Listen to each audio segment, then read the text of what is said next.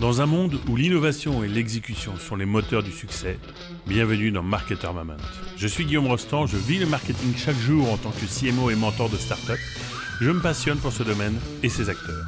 Dans Marketer Moment, notre ambition est non seulement de donner la parole à des professionnels de cette discipline, mais surtout de les inviter à nous raconter leur succès, un canal qui maîtrise une campagne particulièrement réussie, des techniques et des sujets spécifiques dont ils sont les experts. Pas de fioritures. Du concret, au travers d'entretiens intenses dans lesquels les best practices, les échecs constructifs et les visions pour l'avenir du marketing sont discutés sans filtre. C'est une immersion dans la réalité d'un marketeur au sommet de son art. Marketer Moment est le podcast pour apprendre, être inspiré et peut-être même défier votre propre approche du marketing. Je suis Naufal Lakzali, j'aborde le marketing depuis plus de 10 ans en tant que growth marketer et aujourd'hui, en tant que fondateur de la plateforme de marketers, Matirz. Je serai votre complice sur ce voyage au cœur de l'excellence du marketing. Et je vous souhaite une bonne écoute.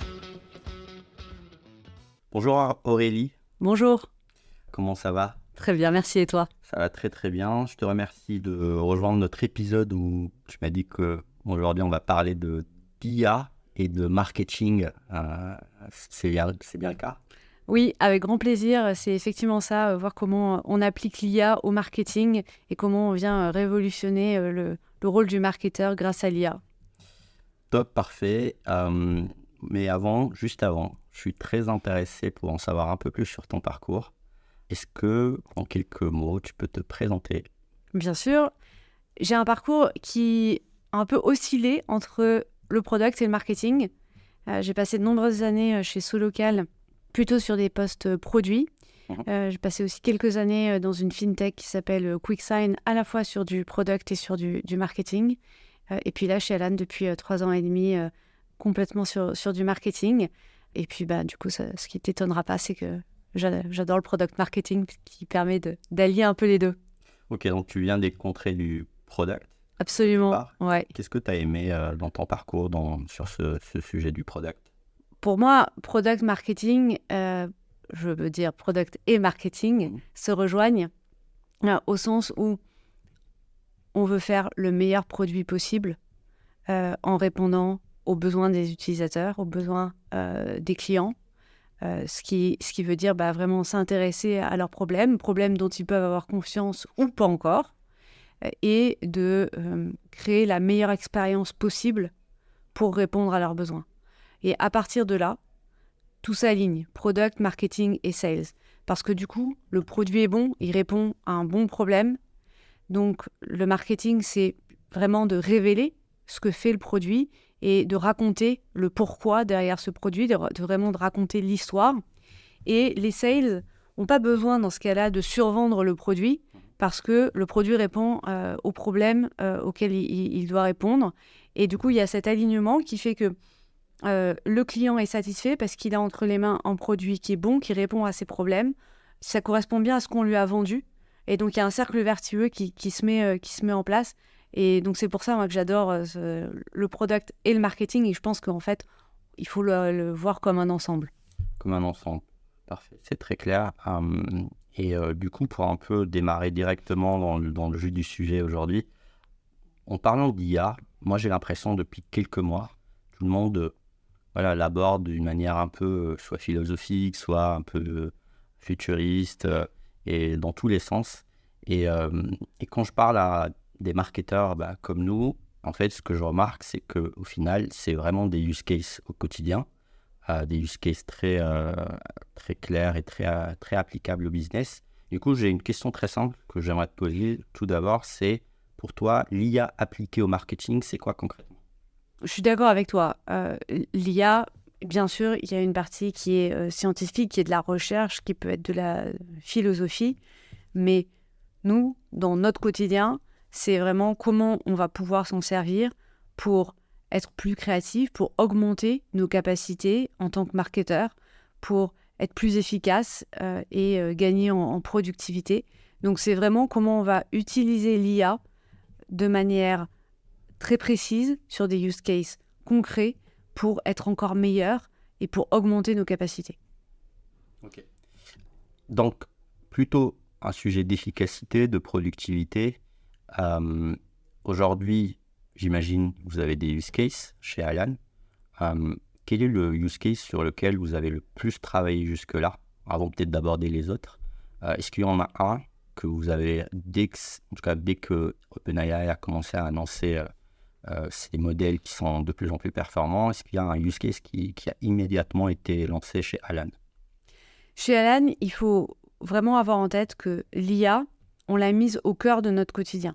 Et ce n'est pas seulement le marketing, c'est vraiment toute entreprise qui, très tôt, s'est emparée du sujet sous l'impulsion d'un des cofondateurs, Charles Gorintin, qui a vraiment pris le sujet à bras-le-corps et qui passe aujourd'hui 100% de son temps.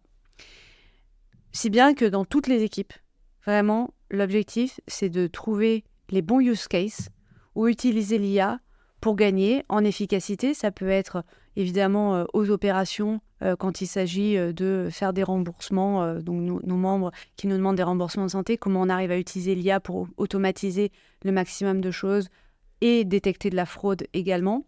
Ça peut être évidemment au service client, ça peut être aussi au sein des sales, au sein du produit et au sein du marketing.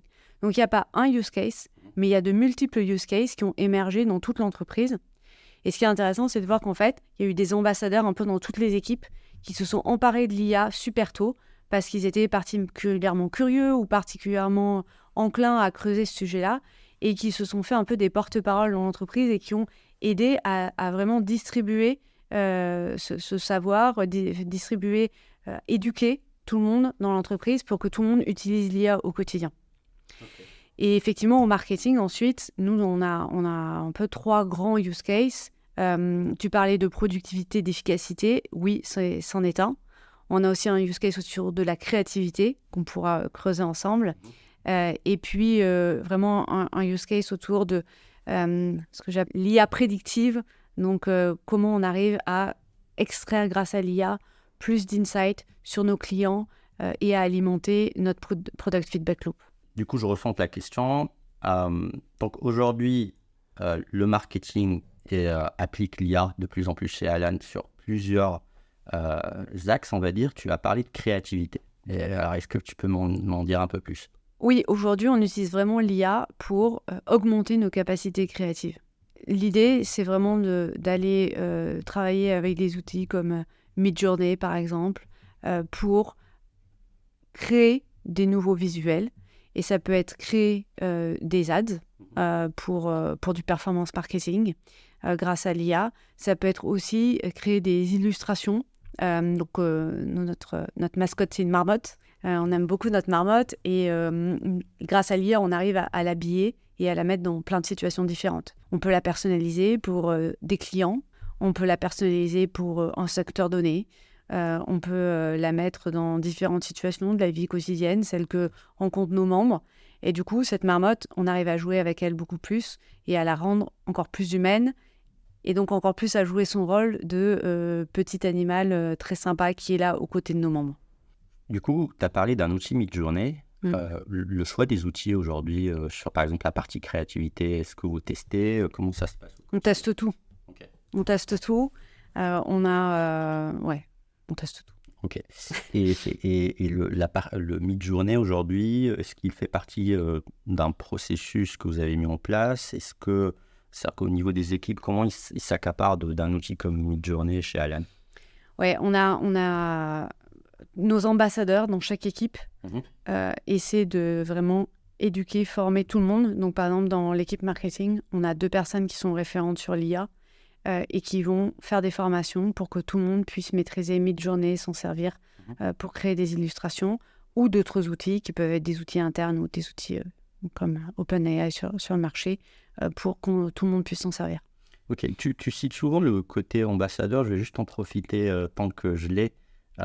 Ambassadeur, c'est quoi concrètement? C'est c'est un profil qui est choisi au sein de vos équipes? C'est différents profils? Ce sont les personnes dans chaque équipe qui vraiment ont embrassé le sujet de l'IA, ont creusé plein de use cases et qui ont acquis une certaine dextérité sur différents use cases et qui sont à même de former les autres. Okay. Donc c'est vraiment eux qui portent au quotidien qui vont aller creuser avec chaque personne dans l'équipe quel use case on va pouvoir développer de nouveau, qui s'assure que cette connaissance, elle est partagée, elle est maintenue à jour et partagée dans l'entreprise. Et pour rester un peu dans la partie créativité, est-ce que c'est les mêmes ambassadeurs? Ils sont cross-expérimentation IA, on va dire, ou bien peut-être dans la partie créativité, donc c'est quelques personnes et peut-être que vous avez d'autres ambassadeurs sur d'autres pôles, ou c'est plus ou moins les mêmes? Oui, les deux sont vrais. Ok. On a certains ambassadeurs qui sont sur plein de use cases différents, de la créativité au marketing, au sales, d'autres qui sont vraiment plus que sur des use cases de créativité. Ça va vraiment dépendre des situations et des personnes. Ok, très clair. Au niveau de la créativité aujourd'hui, pour rester là-dessus, au-delà de l'aspect outil, c'est quoi? C'est des gains de performance, c'est peut-être une production plus élevée. D'un point de vue rendu, voire ROI, est-ce que tu as des retours là-dessus? Ouais, c'est vraiment les deux, à la fois beaucoup plus de créativité et puis dans un temps beaucoup plus rapide. Donc, on va être capable de produire beaucoup plus et en allant explorer des différentes options, différents chemins qu'on n'aurait pas forcément eu le temps d'explorer sinon. Ok. Tu m'as aussi parlé d'un use case hyper intéressant, c'est le product feedback. Ouais. C'est-à-dire, est-ce que déjà tu peux m'en dire un peu plus sur ce use case IA appliqué au product feedback? Oui, bien sûr. On parle d'une situation qui est que tous nos commerciaux partagent sur Slack un petit résumé des meetings clients qu'ils ont. Donc, on a des centaines de résumés de meetings clients sur Slack qui sont évidemment du texte. Cette donnée-là, jusqu'à présent, elle était peu exploitée. Bien sûr, un product marketer peut regarder à la main, lire à la main tous ces feedbacks et en extraire les plus grandes tendances, etc. Mais c'est évidemment impossible d'aller lire l'intégralité des résumés postés par les commerciaux. Aujourd'hui, ce qu'on fait, c'est que tous ces feedbacks, on les a structurés d'une certaine façon. Et ensuite, on utilise OpenAI, ChatGPT, pour analyser l'intégralité des feedbacks.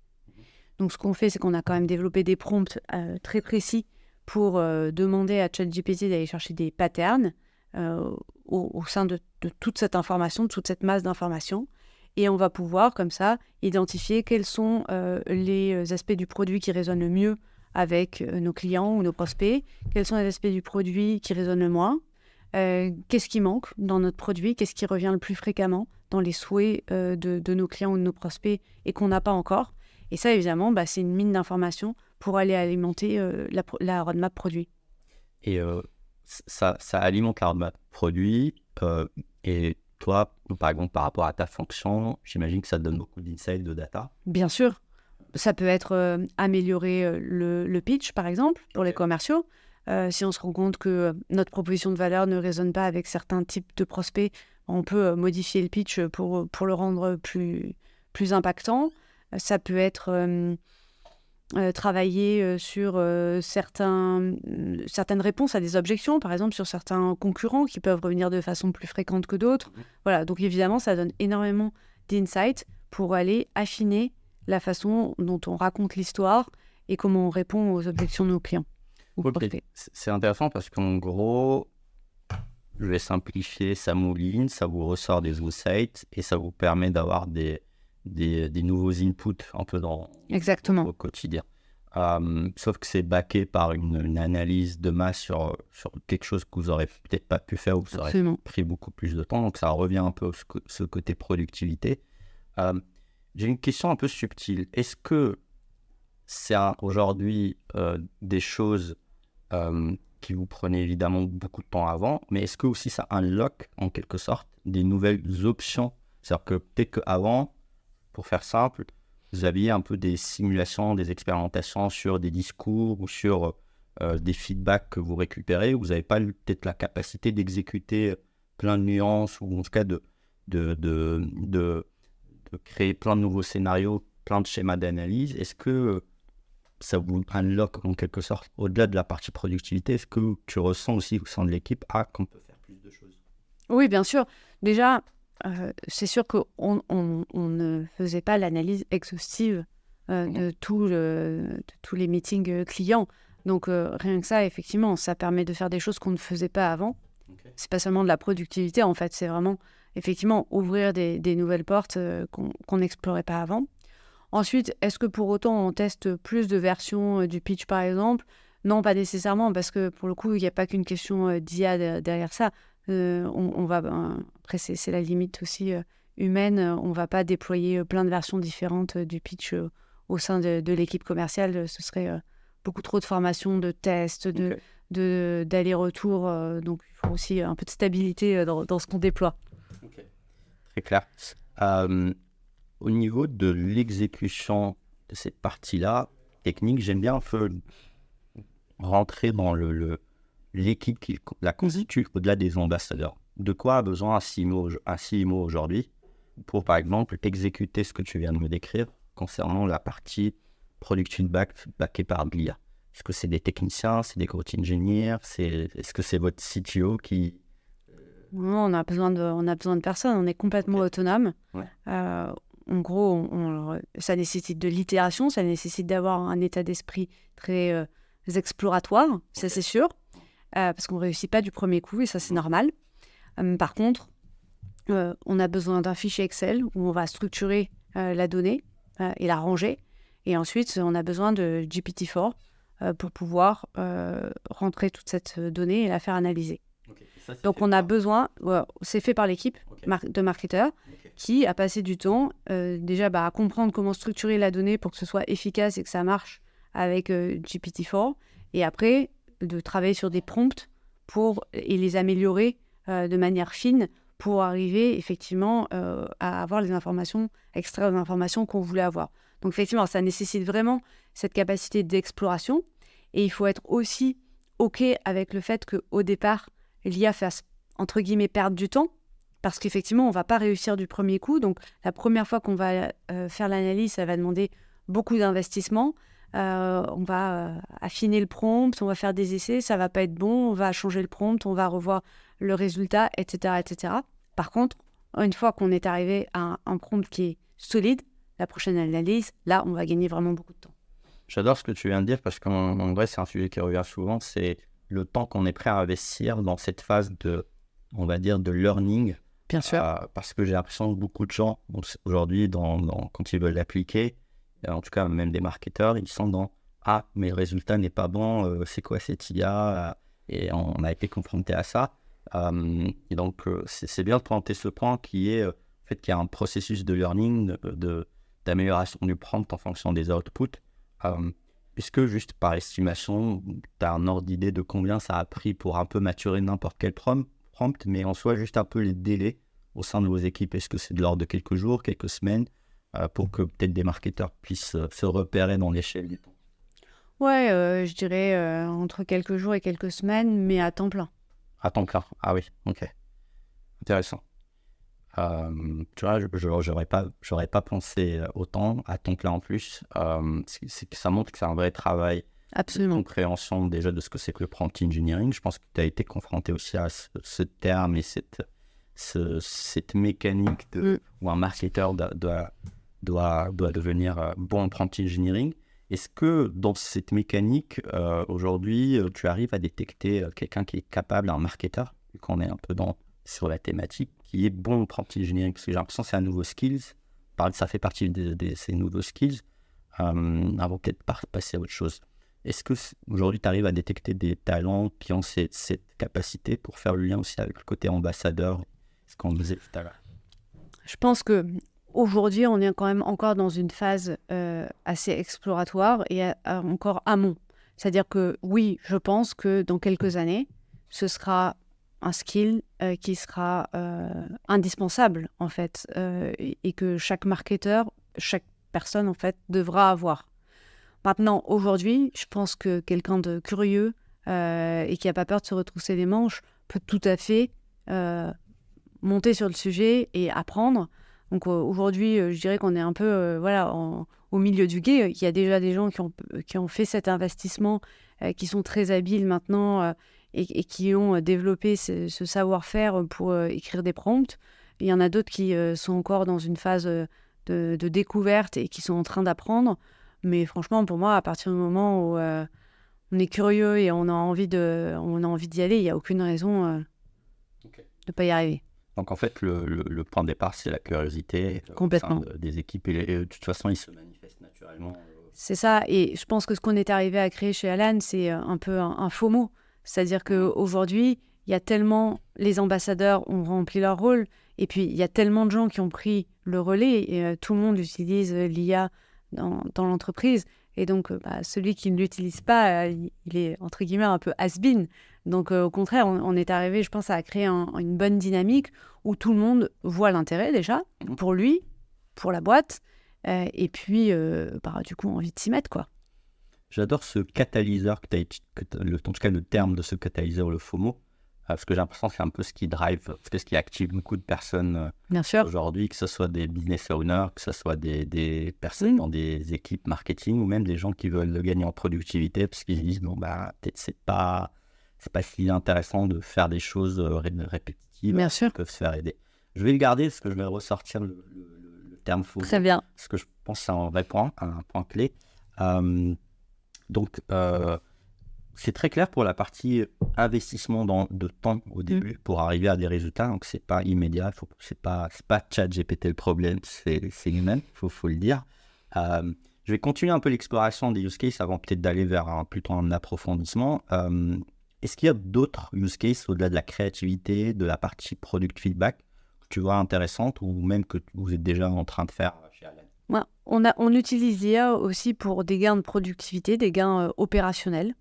Donc notamment sur le SEO, où on a réduit les coûts de production des articles de 57% sur l'année 2023 grâce à l'IA.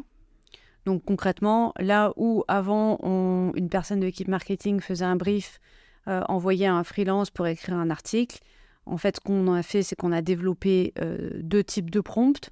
Un premier pour que ChatGPT nous fasse un brief basé sur des mots-clés qu'on va rentrer en disant voilà les mots-clés que je veux targeter avec cet article, fais-moi un brief. Et ensuite un deuxième prompt pour faire une première version du brief. Et c'est ce travail-là qu'on envoie à un freelance ou qu'une personne de l'équipe reprend. Donc l'idée, c'est évidemment de toujours mettre de l'humain. Donc, on n'est pas sur une réduction de 100% des coûts de production des articles SEO. On n'est que, entre guillemets, à 57% parce qu'on veut absolument avoir un humain pour plusieurs raisons. La première, c'est pour vérifier qu'on écrit du contenu de qualité, qu'il n'y a pas d'hallucination ou des choses fausses. La deuxième, c'est aussi qu'il y a un risque de duplicate dans le contenu parce que si on est capable de faire un prompt, notre concurrent aussi sur le même thème, et donc, on ne veut pas avoir évidemment 2 articles similaires, déjà parce que ça n'a pas de valeur pour l'utilisateur et en plus, Google n'aime pas ça du tout. Donc, on veut du contenu qui soit unique. Donc, là aussi, on a besoin d'un humain.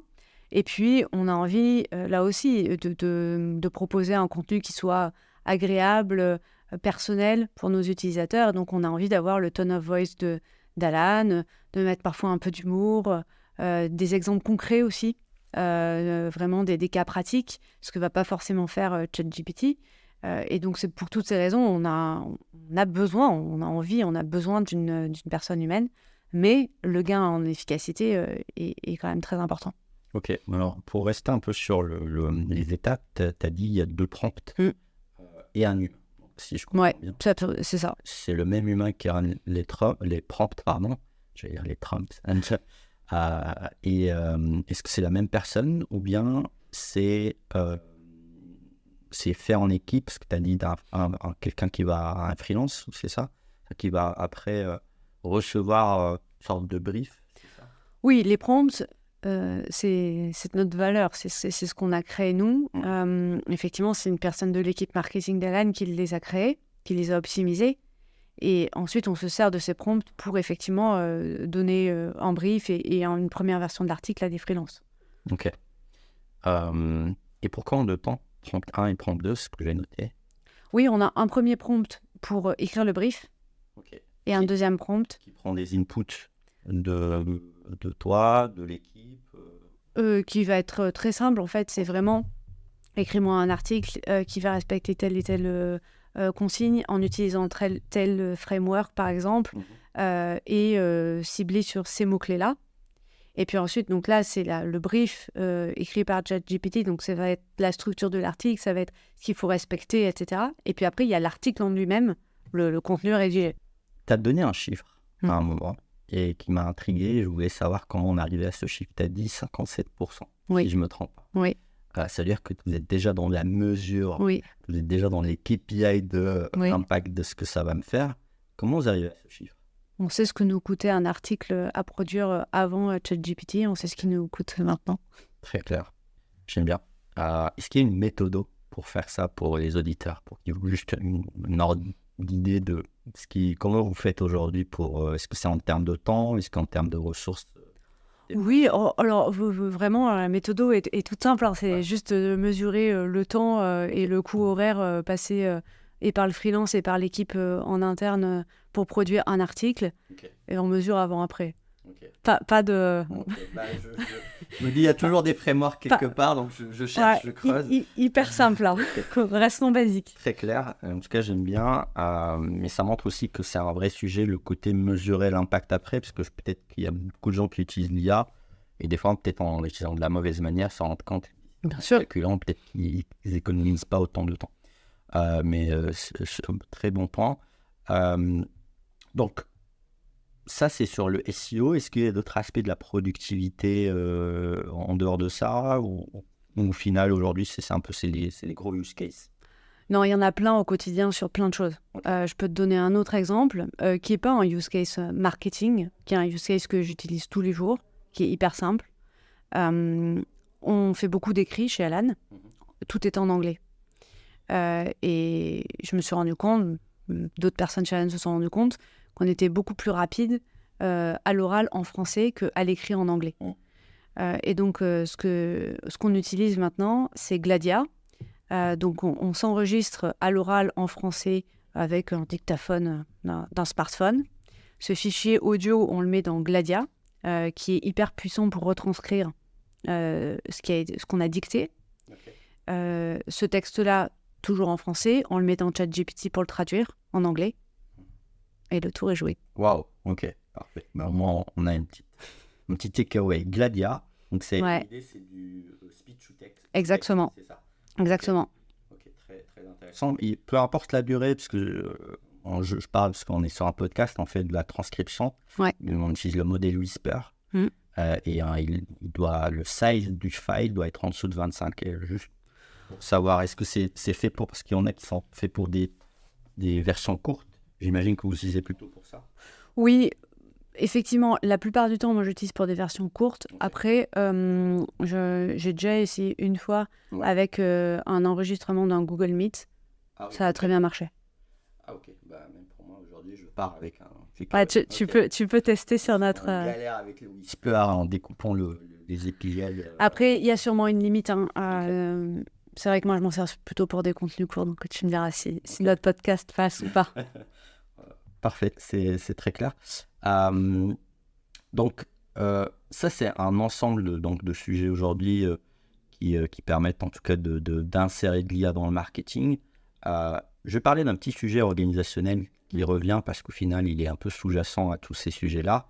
C'est équipe, donc peut-être le nombre de ressources. Peut-être c'est une question un peu complexe, mais en soi, juste pour comprendre, est-ce que tu vois aujourd'hui d'un point de vue organisation l'IA, notamment dans des équipes marketing, comme un booster ou comme en fait un outil qui te permet de redispatcher les ressources vers là où il y a de la valeur? Comment tu le vois d'un point de vue impact sur l'organisation, sur les équipes? Ah oui, je le vois complètement comme une façon d'augmenter nos capacités. Et donc effectivement de redistribuer chacun sur plus de valeur, sur des missions qui ont plus de valeur, de tous se décharger de choses qui sont répétitives ou chronophages, et de redéployer tout le monde sur ce qui a le plus de valeur, et aussi d'augmenter les capacités, d'augmenter ce qu'on va être capable de créer, d'aller plus vite. Donc, pour moi, c'est effectivement, on s'augmente soi-même, on ne remplace pas des humains avec de l'IA. Ok. Ça reste un assistant, quoi. Donc, ça reste un assistant. Ok. D'un point de vue organisation aujourd'hui, j'avais noté le côté ambassadeur, le côté les gens un peu qui s'accaparent du sujet parce que c'est du FOMO, en tout cas le FOMO d'être dépassé. Il y en a qui en voient plus un avantage pour eux, pour être plus productifs et autres. Comment ça se passe en interne pour booster ça? Est-ce que vous faites des ateliers? Est-ce qu'au final, c'est juste ce que tu m'as dit tout à l'heure, c'est l'ambassadeur qui va évangéliser tout le monde? J'aimerais bien un peu comprendre l'aspect talent et comment il impacte l'organisation de l'intérieur. Je pense que pour répondre à ta question, il faut repartir de la façon dont on travaille chez Alan. Okay. Il y a une valeur fondamentale chez nous, c'est distributed ownership. Donc, c'est l'ownership distribué pour tous les sujets, IA y compris. On essaie de s'appuyer au maximum sur des équipes autonomes qui ont toutes les informations pour prendre des décisions rapides et qui vont avoir la liberté de tester, d'échouer, de scaler ce qui marche. Et ce système-là, il est très puissant et il est aussi très puissant pour déployer des nouveautés, des innovations comme l'IA. Parce qu'effectivement, il y a eu évidemment en première action très volontariste de la part des fondateurs d'Alan d'y aller à fond. Et ça, évidemment, c'est hyper important. C'est aussi de donner accès aux outils à tout le monde. Donc ça a été la première brique indispensable.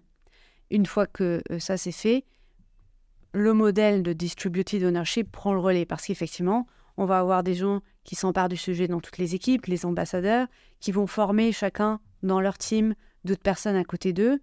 Et puis parce que 70% de la boîte utilise l'IA, il y a ce FOMO qui commence à apparaître et ceux qui ne l'avaient pas encore utilisé commencent à l'utiliser. Et donc c'est vraiment cet esprit-là qui est insufflé chez Alan. Comment est-ce que chacun s'approprie le sujet et l'utilise dans son quotidien pour des use cases qui sont pertinents pour lui ou pour elle. Et ça, c'est hyper important. Ok. Tu m'as dit au tout début que c'était porté par un des cofondateurs. Ouais. Et que, en fait, Alan, indirectement, à tous les étages au-delà du marketing, applique, en tout cas, intègre l'IA. Est-ce que, c'est aside, mais est-ce que tu peux m'en dire un peu plus sur cette partie founder qui prend ce sujet et comment tu interagis avec ce cofondeur sur cette partie-là? Ce sont vraiment les deux fondateurs, donc Charles Gorintin et Jean-Charles Samuelian, qui se sont positionnés très vite sur le sujet de l'IA. Charles, qui est le CTO également, et qui avait déjà eu des expériences en machine learning, notamment aux États-Unis il y a quelques années, a vraiment creusé le sujet, a testé tous les outils possibles dès le départ et permis à tout le monde de se former, de prendre en main les outils pour amorcer les choses. Maintenant, encore une fois, il y a vraiment ce principe de distributed ownership. L'impulsion, elle a été donnée. Et maintenant, en fait, l'impulsion, elle vient de partout. Donc, aujourd'hui, on interagit sur les sujets de l'IA avec les fondeurs, entre membres de la team de leadership, avec les équipes au quotidien. Et l'idée, c'est vraiment de partager un maximum tous les use cases, de les rassembler, de faire en sorte que tout le monde puisse s'en servir. Parce qu'il y a un use case qui peut être développé dans une team qui va servir quelqu'un d'autre. On essaie aussi de les améliorer tous ensemble parce que un prompt qui va être déjà bien solide, peut-être que moi, je vais l'utiliser. Je vais me rendre compte que c'est pas tout à fait la réponse que je veux, donc je vais contribuer à l'améliorer. Et donc, c'est vraiment le collectif après qui prend le relais. Je vais faire un peu une transition vers un terme que tu m'avais partagé au tout début, c'est le côté self-serve. J'aimerais comprendre déjà c'est quoi le self-serve chez Alan et peut-être même si vous mettez déjà de l'IA un peu là-dedans, je serais très curieux d'en savoir un peu plus. Du coup, le self-serve, c'est quoi? Ouais, le self-serve, c'est tous les contrats que l'on signe directement sur notre site internet sans avoir une équipe sales au téléphone ou en physique. Donc principalement, notre business self-serve, ce sont des freelances et des petites entreprises, surtout des petites entreprises qui se créent, donc de 1, 2, 3 personnes, et qui prennent une assurance santé et un partenaire santé. Donc ça, c'est notre business self-serve. C'est un business qui est en très forte croissance, x5 depuis 3-4 ans, qui, on prévoit encore une croissance de 70% sur 2024, qui est aussi l'une de nos lignes de business les plus rentables, et qui est donc un business sur lequel on investit beaucoup. Il y a un insight très intéressant qu'on a appris l'année dernière, c'est que oui, on est sur un business self-serve, mais nos clients, nos futurs clients, quand ils sont dans ce funnel-là, ils se posent quand même des questions. Parce que choisir un partenaire santé, choisir une assurance santé, pour soi, pour sa famille, pour ses salariés, c'est quand même une décision importante. Et donc, on s'est rendu compte que beaucoup de nos futurs clients avaient quelques questions, parfois toutes simples, parfois un peu techniques, mais qu'ils avaient envie de poser à un humain.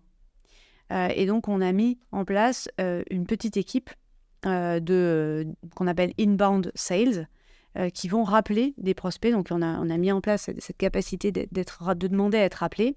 Et donc, ils vont rappeler des prospects dans le funnel qui ont quelques questions avant de signer.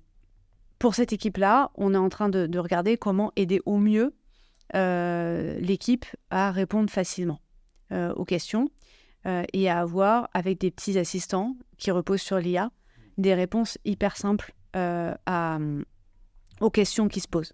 Et ensuite, si ça marche bien, on peut même le mettre front pour que les prospects posent leurs questions directement, même dans un champ de recherche complètement libre, où ils peuvent poser n'importe quelle question et où on va leur donner une réponse hyper personnalisée, hyper pertinente. Et on n'en est vraiment pas loin. Aujourd'hui, on travaille beaucoup avec Dust, qui est une entreprise qui permet en fait de faire ce que fait ChatGPT, mais sur la connaissance interne. Donc, qui va venir indexer tout Slack, tout Notion, selon les outils que tu utilises, et qui va créer du coup cette base d'informations hyper à jour de toute ta connaissance interne. Je l'ai testé en ligne avec un prospect au téléphone. J'ai demandé à Dust la réponse à une question. J'ai eu la réponse en 2 secondes. En live. Le prospect s'est rendu compte de rien, évidemment. J'avais la bonne réponse à apporter à sa question, alors qu'au départ, je ne connaissais pas la réponse. Donc, on a encore besoin d'affiner les choses pour que ce soit utilisable vraiment at scale et encore plus en front office, pour laisser vraiment la main au prospect pour poser sa question et avoir une réponse. Mais on n'en est pas loin et ouais, c'est vraiment quelque chose qu'on va arriver à déployer, je pense, avant la fin de l'année. Ok, très intéressant. Et en gros, ça encapsule votre... c'est un peu du knowledge management boosté par l'IA. Absolument. Mais à un service en interne et externe au final. Les deux, parce que tu as des personnes qui, pour répondre, en tout cas, vous êtes dans l'étape actuelle de nous-mêmes on répond, mais assister au lieu de Exactement. ah non, attendez, on va aller à 1 minute, attendez 1 minute C'est ça. pour avoir l'info. Donc là, c'est quasiment instantané. Et derrière, pour une partie plus tard, l'idée, c'est un peu de tester en mode C'est ça. le self-serve complet. Exactement. Ok. Mais que ça soit seulement un robot, j'imagine, que ça soit un peu plus personnalisable grâce à cet outil Dust que j'ai noté. Ça fait 2 outils aujourd'hui pour que je puisse les tester. Hyper intéressant. Et donc, tu as utilisé un terme tout à l'heure, l'inbound sales, c'est-à-dire que j'ai l'impression que vous avez imbriqué ça dans votre processus, on va dire votre pipeline, tout simplement de commercial.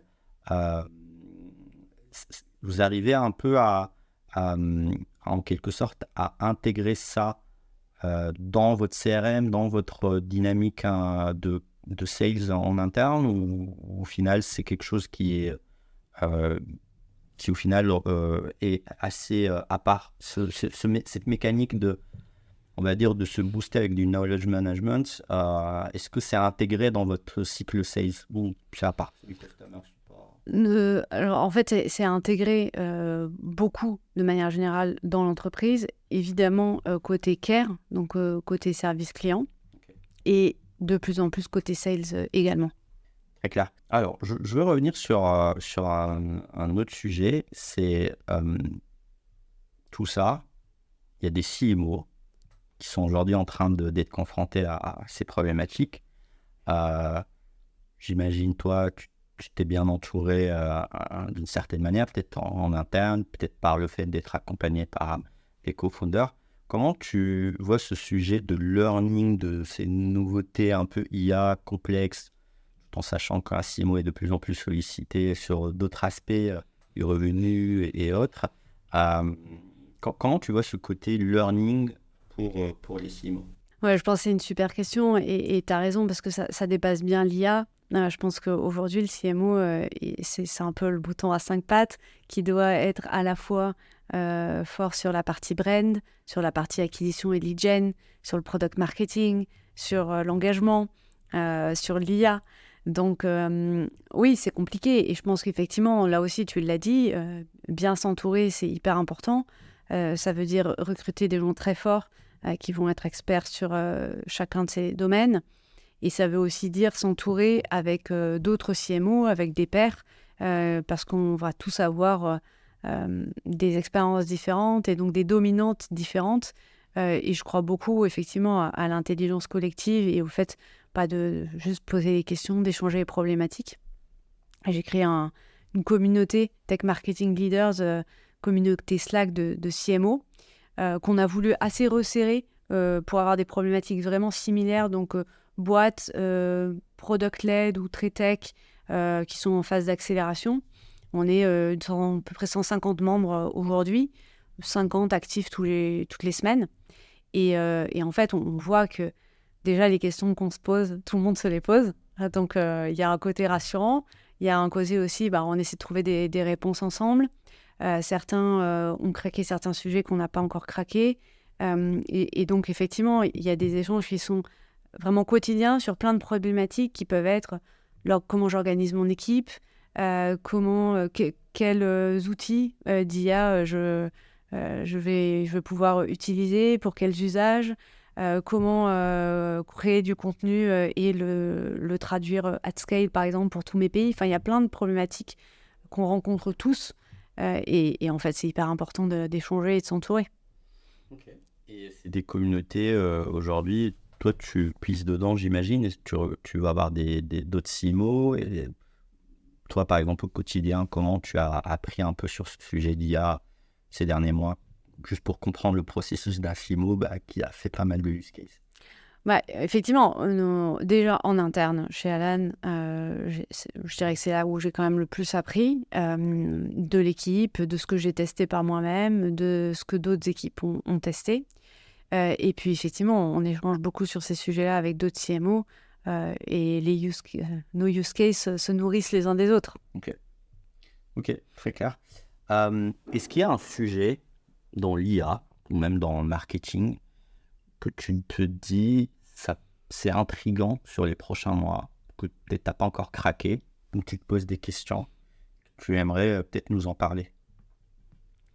Moi, je pense qu'il y a côté sales, côté commercial, il y a une puissance de frappe qui, à mon avis, est encore sous-exploitée pour gagner du temps, pour aller vers plus de personnalisation, pour être encore plus proche des attentes de chaque prospect à chaque moment du cycle de vente. Et je pense que et sales et marketing avont tout intérêt à travailler main dans la main pour aller craquer ces différents use cases. Et sales et marketing. Ouais. C'est-à-dire qu'aujourd'hui, par exemple, chez Alan, le sujet piloté exclusivement chez toi, ou bien c'est... Non. Que sur la partie sales, je voulais dire. Distributed ownership. Ça revient, bien sûr. Effectivement. Non, il n'y a pas un pilote dans l'avion. Il y a des gens qui sont obnubilés par ça, parce que c'est très important. Des gens qui sont vraiment honneurs du sujet, mais qui sont à la fois sales et marketing. Et qu'est-ce que tu verrais dans le sales quand tu dis, par exemple, personnalisation? C'est le côté, dans le discours plus ciblé contre les d'outbound, ou bien c'est plus des sujets de, je sais pas, d'approche d'un sales, que ce soit d'un point de vue peut-être analyse de ce qu'ils disent, un peu ce que tu as dit tout début dans les feedbacks. Est-ce que peut-être c'est quelque chose qui est applicable aux sales aussi, c'est-à-dire d'être face à un prospect et des fois peut-être pas noter exactement ce qu'il veut, mais qu'avec la transcription et l'IA qui analyse ce que tu as dit à un prospect de ce qu'il veut acheter, peut-être c'est intéressant. Ou bien est-ce que c'est des nouveaux sujets de ce qu'on appelle le buyer intent, analyser un peu des entreprises et leur likelihood to buy, comme dit Orient Roturier dans un précédent épisode. Est-ce qu'on peut juste un peu aller sur ce sujet de juste prédiction, hein, pas nécessairement... Je pense que c'est un peu de tout ça, effectivement. C'est être capable de, effectivement, de comprendre, je vais faire un peu peur, mais de tout savoir sur le prospect, de vraiment comprendre quels sont ses problèmes, quels sont les use cases où il va pouvoir utiliser notre produit, et quels sont ses workflows actuels et comment notre produit va s'intégrer dans tout ça. Ça va être effectivement avoir de l'information sur à quel moment ce prospect va interagir avec notre contenu et quel message on va pouvoir lui pousser à ce moment-là pour avoir le maximum d'impact. C'est gagner beaucoup de temps sur la préparation des rendez-vous en ayant toute cette information en fait déjà pré-mâchée plutôt que d'aller faire des recherches un peu laborieuses pour tout savoir sur le prospect. Et donc, c'est aussi avoir cette capacité à récupérer ce temps gagné pour faire autre chose, peut-être prospecter plus, par exemple, et du coup, avoir un impact commercial encore plus grand. Je pense qu'après, c'est à chacun aussi de trouver la réponse. Mais oui, je pense que c'est vraiment autour entre tout savoir, arriver à personnaliser de manière très fine les choses et puis gagner du temps. Voilà. Et surtout personnalisé sans sembler automatique. Exactement. C'est un peu le pain d'aujourd'hui. Bien sûr. Cette vague c'est tout ce qui a été mis en place ces dernières années en sales, c'est que ça sonne très robotisé, très automatique. Carrément. Moi, je pense que là-dessus, je pense que c'est comme pour tout, c'est qu'on a besoin de l'intelligence humaine pour tirer le meilleur parti de cette intelligence artificielle. Et donc, on a besoin évidemment des commerciaux en chair et en os pour aller porter ce discours très personnalisé. Et on ne laisse pas un robot le faire, effectivement. C'est bien parce que c'était exactement là où je voulais t'amener vers la fin. J'aime bien faire une petite ouverture un peu philosophique, parce qu'effectivement, on a vu marketing, mais c'est toujours intéressant de voir un peu ta philosophie de tout ce qui arrive un peu sur les prochaines années. Là, au-delà du point de vue marketeur, est-ce qu'aujourd'hui, tu es positif ou bien par rapport à l'IA? C'est une question évidemment large, mais pour aller plus concrètement, est-ce que, au-delà du côté effet de levier, est-ce que tu appréhendes pas quelques parties de cette IA sur les prochaines années, dans le sens peut-être des aspects négatifs qu'il faut anticiper, qu'il faut savoir gérer, que ce soit dans la vie de tous les jours ou même peut-être dans la vie d'entreprise, parce qu'il y aura peut-être d'autres types d'impact au-delà de ce qu'on a cité. Donc c'est plutôt une question philosophique pour que tu me dises un peu... Je pense que l'IA, c'est très excitant et ça ouvre des portes innombrables. Et donc, je pense qu'au contraire, il faut s'en emparer. Il ne faut surtout pas être passif pour garder le contrôle et pour en tirer le meilleur parti. Et c'est vrai, effectivement, pour tous. Et c'est vrai dans la façon dont on utilise l'IA au quotidien. Ça va être vrai dans l'IA utilisée pour l'éducation, par exemple, et aussi pour la santé. Alors, évidemment, c'est un sujet pour Alan qui est hyper important. Mais... oui, je pense que l'IA va pouvoir faciliter l'accès aux soins, l'accès à la santé, l'accès aux avis médicaux de manière extrêmement importante dans un contexte où c'est de plus en plus difficile d'avoir accès à un médecin de ville, un spécialiste. Les déserts médicaux, on en parle tous les jours dans les médias. Et donc, dans ce contexte-là, oui, l'IA va ouvrir des portes qu'on n'imagine même pas encore en termes d'accès aux soins. Très, très beau. On va finir sur ça. Est-ce que peut-être tu as quelque chose à ajouter ou bien juste nous dire où est-ce qu'on peut te retrouver après cet épisode? Écoute, non, merci beaucoup. Et très agréable. Merci Aurélie. Merci beaucoup.